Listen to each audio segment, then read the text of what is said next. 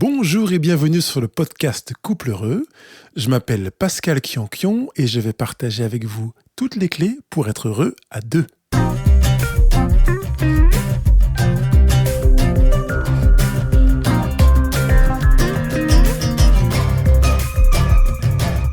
Aujourd'hui, je vous apprends comment pourrir votre couple en une leçon et vous verrez qu'il n'y a pas grand effort à faire.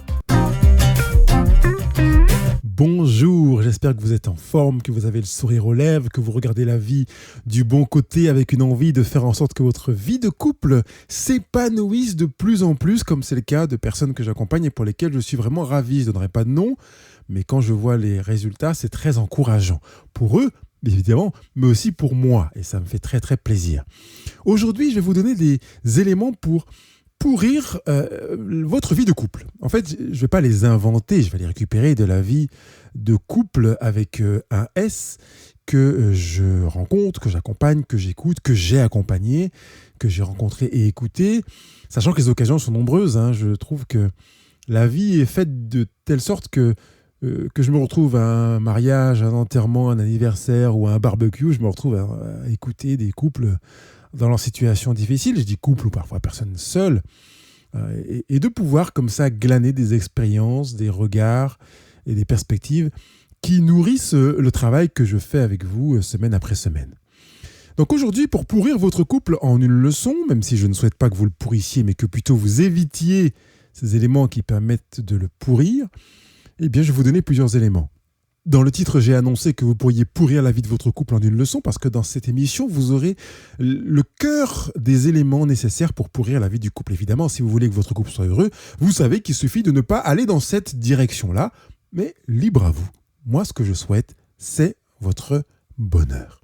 Je commencerai par 2 mots, toujours et jamais. Les 2 mots, toujours et jamais, sont 2 mots qui participent considérablement à pourrir la vie de votre couple. Je m'explique. Vous avez tendance à voir certaines choses quand vous avez des remarques à faire à votre conjoint dans lesquelles vous allez lui dire « mais tu fais toujours ça et tu fais jamais ça et toujours » et voilà. Cette manière de voir les choses est une approche irrationnelle. Ceux qui savent que je suis aussi psychopraticien, ils voient là une émanation de ma déformation professionnelle, mais c'est normal que je travaille là-dessus, même avec les couples. Une approche irrationnelle est une approche qui ne tient pas compte d'une réalité objective. C'est que quand je dis à mon conjoint qu'il fait toujours ça, ce n'est pas vrai. Ça n'est, avec un peu d'ironie, ça n'est jamais vrai.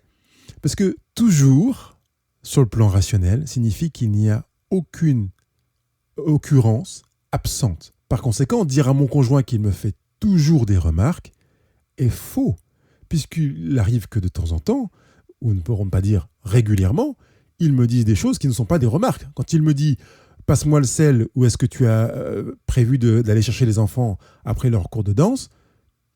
ça n'est pas une remarque. Par conséquent, je ne peux pas employer le mot « toujours » qui est par définition un invariable. Ça veut dire qu'il n'y a pas de variable dans l'attitude de mon conjoint. À partir du moment où il y a un facteur variable, l'utilisation de toujours est abusive. Par conséquent, je ne peux pas l'utiliser. Et c'est valable également pour jamais. Tu ne me dis jamais merci, ou tu ne me rends jamais service, ou tu n'es jamais à l'heure, est faux sur le plan rationnel, puisque votre conjoint il suffit qu'il soit à l'heure une fois ou qu'il vous rende service une fois ou qu'il vous dise merci une seule fois pour que toute votre affirmation tombe. Ce qui est intéressant à comprendre, c'est que l'emploi de ces mots toujours et jamais, qui sont tous les deux des invariables, qui donnent l'impression qu'il y a une permanence continuelle qui peut expliquer un ras-le-bol, nous permet de prendre conscience de notre propre incapacité à supporter certaines choses, de notre exaspération.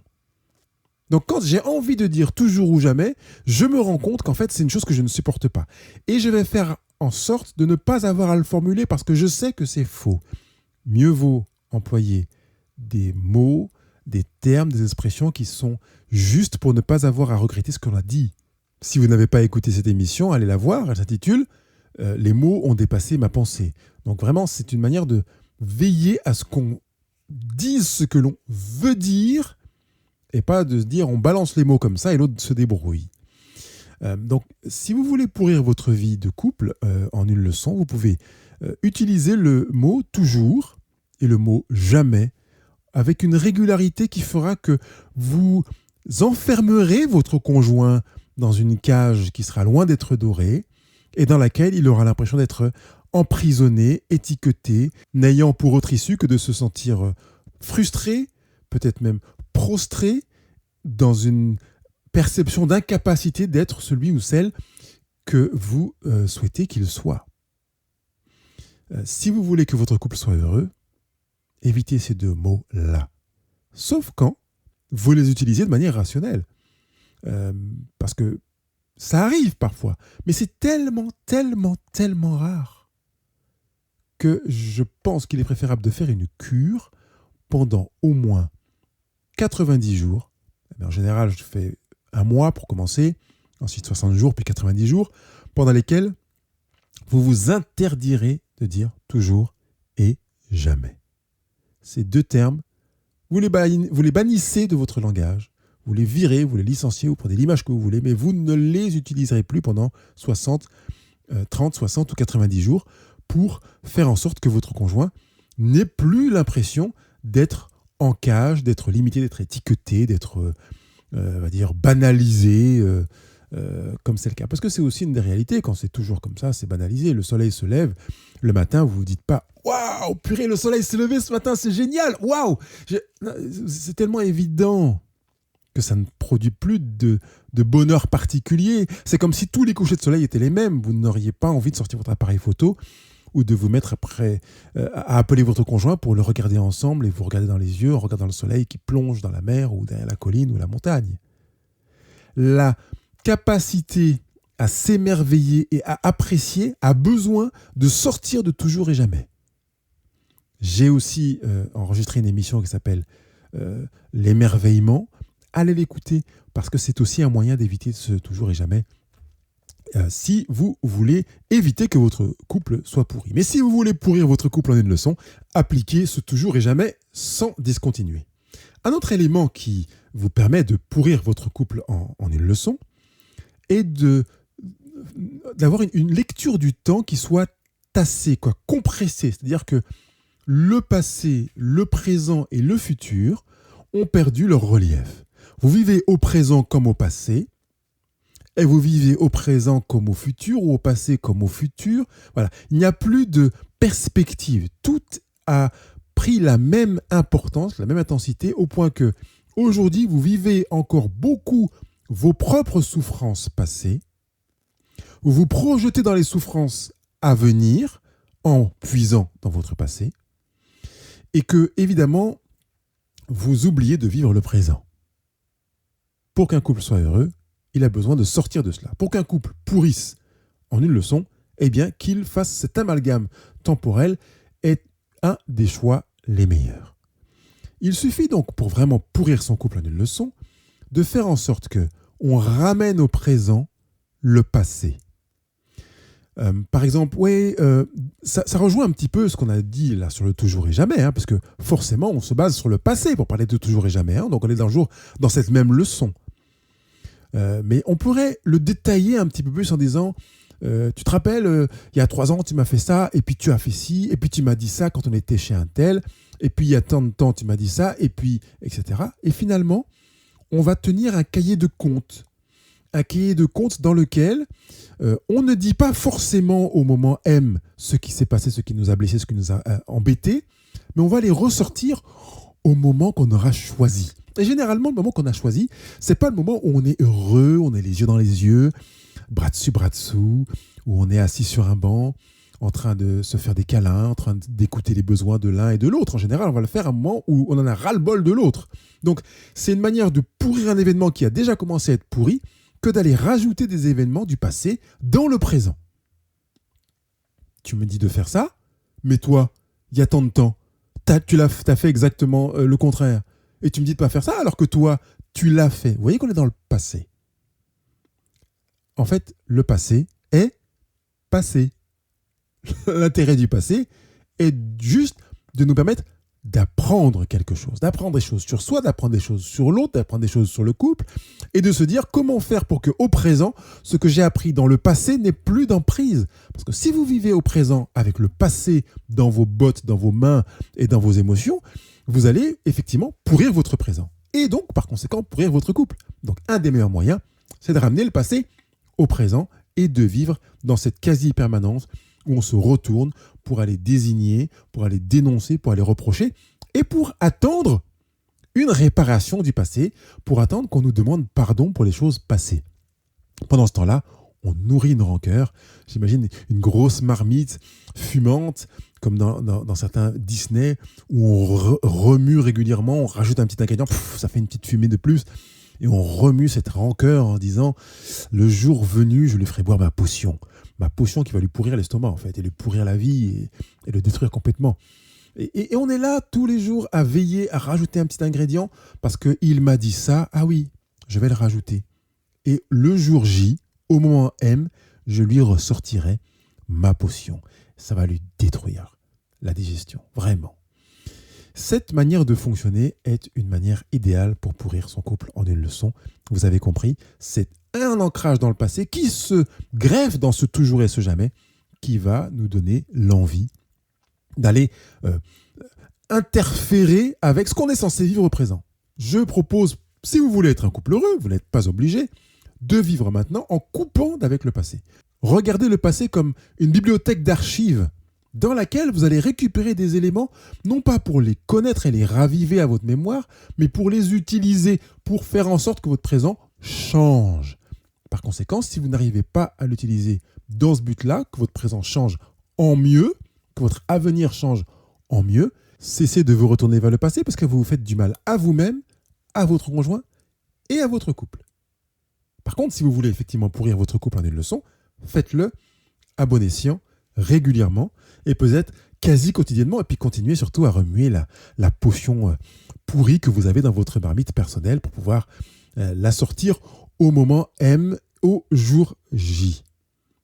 Par rapport au futur, je vous ai dit que vous aviez aussi la possibilité, dans un dysfonctionnement personnel et conjugal, de ne pas considérer la différence entre le passé, le présent et le futur.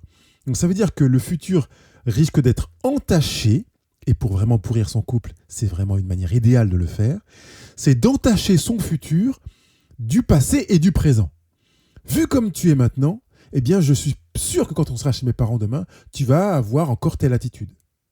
Ou bien, vu la manière dont tu te comportes avec un tel et un tel, je suis convaincu que quand on aura des enfants, tu auras telle manière de fonctionner, etc. Et c'est cette manière de gâcher l'avenir, c'est-à-dire que finalement, ou même la soirée, quoi.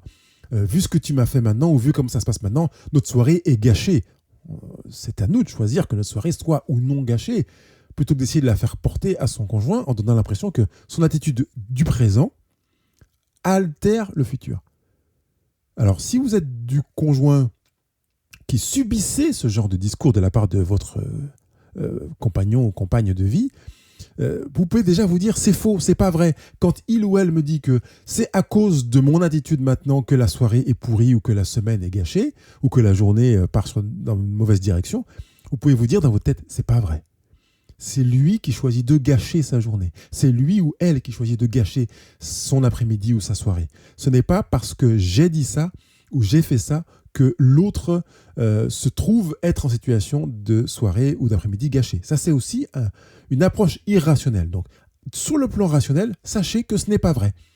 Je ne dis pas forcément de le corriger à haute voix, mais si vous avez envie de le faire à haute voix, faites-le. Dites non, j'entends ce que tu dis, je voudrais juste que tu saches que ton approche n'est pas rationnelle. Ce n'est pas ce que nous vivons qui gâche ou qui gâchera la journée ou l'après-midi. Si vous voulez le faire uniquement mentalement, faites-le, ou partir et le dire à haute voix pour vous-même, mais vous dire au moins, ce n'est pas vrai. Ce n'est pas vrai. Le présent ne gâche pas le futur. Le présent peut gager en partie le futur, mais pas forcément de manière définitive, parce qu'il est toujours possible de mettre un petit coup de volant, d'accélérer ou de mettre un coup de frein, et de faire en sorte que le futur proche ou le futur soit différent, parce qu'on aura choisi au présent de faire en sorte que ce futur soit différent. Donc même si je me suis pris la tête avec madame avant la soirée, je peux très bien faire en sorte que la soirée soit une superbe soirée. D'accord ? On n'est pas obligé de faire la tête toute la soirée. Et puis on peut peut-être revenir sur le sujet après, faire un point ou bien clore le sujet avant d'arriver à la soirée. Il y a des options qui sont possibles. Par contre, si on veut vraiment pourrir la vie du couple, c'est génial de pouvoir emporter ça dans la soirée et donner l'impression à son conjoint que c'est de sa faute. Et que s'il n'avait pas été comme ci, que s'il n'avait pas été là, et peut-être même s'il n'avait même pas existé, eh bien on aurait été heureux sans lui. Vous savez qu'il y a une forme de manipulation qui peut être intéressante et qui peut permettre de culpabiliser l'autre, de faire qu'il sent tellement mal que finalement il a envie de ne pas exister, peut-être même de s'effacer. Parfois on le fait de manière inconsciente. Si on veut vraiment pourrir son couple, autant le faire de manière vraiment consciente. Mais si on le fait de manière inconsciente, comme ça arrive de temps en temps, ben voilà, on constate et puis on peut mettre un coup de frein, un coup d'accélérateur en fonction de notre choix d'aller conduire notre couple vers une direction bonheur ou plutôt dans une direction de malheur. Je vous souhaite de faire vos choix. Si vous voulez pourrir votre couple en une leçon, vous avez avec toujours, jamais et cette confusion passé, présent, futur, des éléments magnifiques à mettre en œuvre. Par contre, si vous voulez être heureux ou heureuse en couple, libre à vous, eh ben vous savez quoi faire. À bientôt. Vous êtes sans doute déjà allé sur le blog Couple Heureux pour télécharger le livre que je vous offre et qui s'intitule « Allez-vous supporter votre conjoint toute votre vie ?» Si ce n'est pas encore fait, dépêchez-vous de le faire parce qu'il est écrit pour vous de manière à vous donner les éléments pour créer un couple heureux.